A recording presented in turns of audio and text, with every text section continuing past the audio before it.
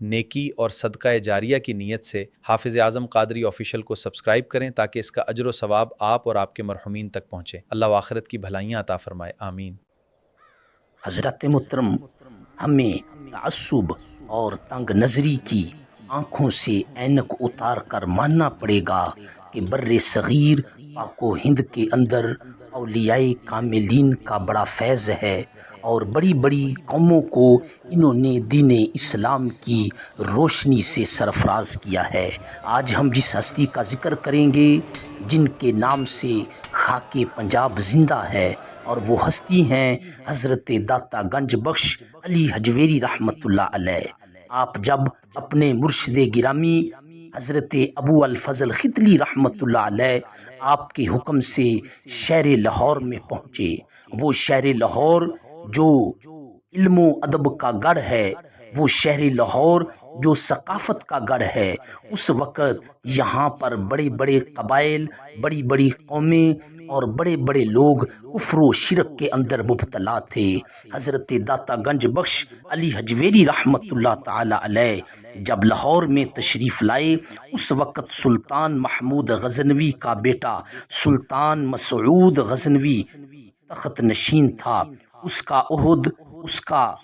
دور حکومت 421 ہجری سے 432 ہجری تک کا ہے۔ اس دور کے اندر حضرت داتا گنج بخش علی حجویری رحمۃ اللہ تعالی علیہ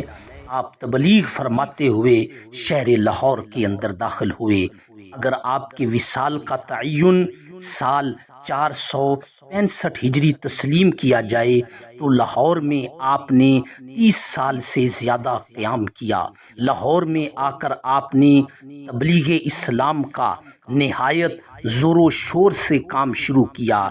آپ کی بے داغ اور دلکش سیرت، پر نور شخصیت، آپ کے پرخلوص دل سے نکلے ہوئے اور دلوں میں اتر جانے والے مواعظ حسنہ لوگوں کو کفر و گمراہی کی دلدل سے نکال کر صراط مستقیم پر گامزن کرتے رہے۔ آپ کی نگاہ فیض کی برکت سے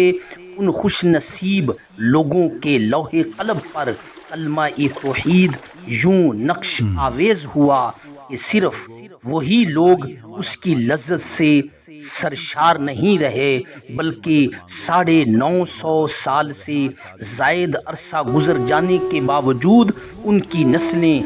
آج بھی ذوق اور شوق کے ساتھ کلمہ توحید کا ورد کرتی ہیں۔ بڑی ہی پیاری بات ہے کہ جب آپ شہر لاہور میں تشریف لائے، قلعے کے ساتھ ساتھ دریائے راوی جاری ہے، اور آپ نے دیکھا کہ بے شمار لوگ وہاں پر موجود ہیں، اور لوگ اپنے اپنے مندروں کے اندر عبادت کر رہے ہیں اور اس پوجا کے اندر مشغول ہیں، اور آپ نے غور کیا کہ یہ لوگ اس گمراہی کے اندر پڑے ہوئے ہیں۔ عبادت صرف اللہ وحدہ لا شریک کی کرنی چاہیے۔ آپ نے دین متین کا کام شروع کیا، اور یہاں بڑا ہی ایک پیارا واقعہ ہے کہ جو اس شہر لاہور کے اندر ہر کی زبان زد عام مشہور ہے کہ جب حضرت داتا گنج بخش علی حجویری رحمۃ اللہ تعالی علیہ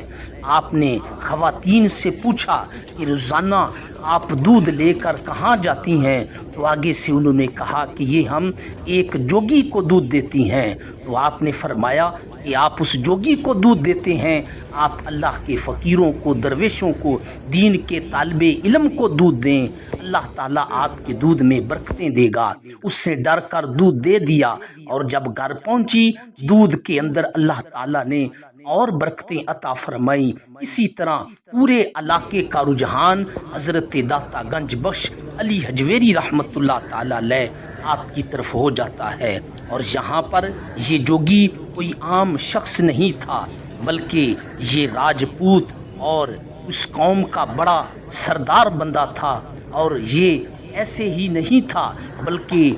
غزنوی دور کے اندر بڑے اعلیٰ عہدے پر بھی فائز تھا، اور اس نے جوگ اختیار کیا اور استدراج کا ماہر ہو گیا، اور بڑی بڑی چیزیں اس نے اپنے جادو جنتر اور منتر کے ساتھ اکٹھی کی اور لوگوں کو اپنے ساتھ لگایا۔ اور جب حضرت داتا گنج بخش علی حجویری رحمۃ اللہ تعالی علیہ جب آپ کو دیکھا آپ کی نگاہ فیض کو دیکھا، اس نے بڑی کوشش کی کہ میں آپ کو جو ہے نیچا دکھا سکوں، میں آپ پر غلبہ حاصل کر سکوں۔ جب اس نے اپنے کرتب دکھائے تو حضرت داتا گنج بخش علی حجویری رحمت اللہ تعالی علیہ آپ نے ہواؤں کے اندر اپنی کھڑاؤں یعنی اپنے جوتوں کو بھیجا کہ جو جے پال یہ جو جوگی تھا اس کے سر پر آنے لگے، اور یہ سمجھ گیا کہ جس کی جوتوں کا یہ مقام ہے کہ میں ان کے جوتوں سے اوپر نہیں جا سکتا، تو اللہ تعالیٰ نے ان کے اپنے اندر کتنا مقام و مرتبہ رکھا تھا۔ تو یہ کوئی عام نہیں تھا، اس کا نام رائے راجو جوگی تھا اور یہ بڑا مشہور آدمی تھا۔ پھر اللہ تعالیٰ نے اس کو ہدایت عطا فرمائی، یہ حضرت داتا گنج بخش علی حجویری رحمت اللہ علیہ آپ کی خدمت میں حاضر ہوا، سچے دل کے ساتھ دین اسلام کو قبول کیا، اور حضرت داتا گنج بخش علی حجویری رحمت اللہ تعالی علیہ آپ نے اس کا نام شیخ ہندی رکھا، اور یہ آپ کا پہلا خلیفہ بنا، اور آگے اس کا بیٹا شیخ لطفی، آج بھی ان کی قبریں حضرت داتا گنج بخش علی حجویری رحمت اللہ تعالی علیہ